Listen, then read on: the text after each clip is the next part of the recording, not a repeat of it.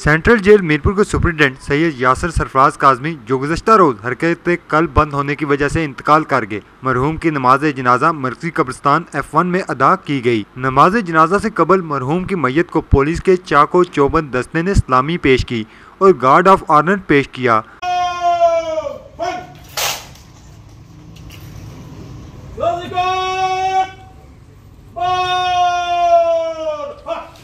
मौलाना सैयद जावर हुसैन नकवी ने नमाज जनाजा पढ़ाई। नमाज जनाजा में सियासी, समाजी, मजहबी शख्सियात समेत तमाम मकातब फ़िक्र के अफराद और ज़िले इंतज़ामिया ने शिरकत की। बाद अज़ां मरहूम सैयद यासिर सरफराज काज़मी को हज़ारों सोगवारों की मौजूदगी में सुपुर्द हाक कर दिया गया।